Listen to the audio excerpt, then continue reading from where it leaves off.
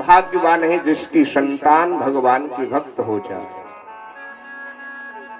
ध्यान दीजिए भक्तों, ऋषभ देव जी महाराज के 100 पुत्र हैं, जिनमें सबसे बड़े पुत्र का नाम था भरत। एक दिन ऋषभ देव जी अपने सभी पुत्रों को समझाने लगे। पुत्रों से पूछा, बेटा ये बताओ, ये मनुष्य का शरीर किस लिए मिला है?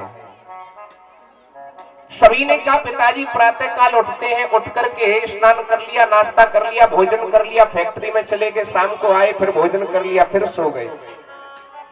कहा बेटा ये मनुष्य का शरीर केवल खाने पीने सोने उठने के बैठने के लिए नहीं मिला, इस शरीर से कुछ दान पुण्य भजन साधना करनी चाहिए। उसी समय भक्तों 89 पुत्र तो विरक्त होकर के चले गए। अब ऋषभ देव जी ने भी बड़े पुत्र को भरत को राजगद्दी पर बैठाला। बैठाल करके वह जंगल के लिए चले गए। भरत जी प्रशासन करने लगे। एक दिन भरत जी ने क्या देखा कि बताओ मेरे पिता का कैसा आदर्श जीवन, जो जंगल में जाकर के भजन कर रहे हैं, और बताओ मैं संसार की मोह ममता में पड़ा हुआ हूं।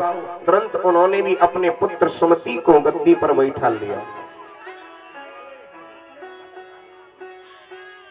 और बैठाल करके भरत जी जंगल के लिए प्रस्थान कर गए।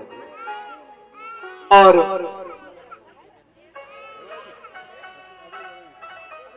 सतवीर जी संतों को ठीक, बोली भक्त वत्सल भगवान की। भरत जी जंगल में गए और एक नदी में खड़े होकर के 100-200 माला का जाप कर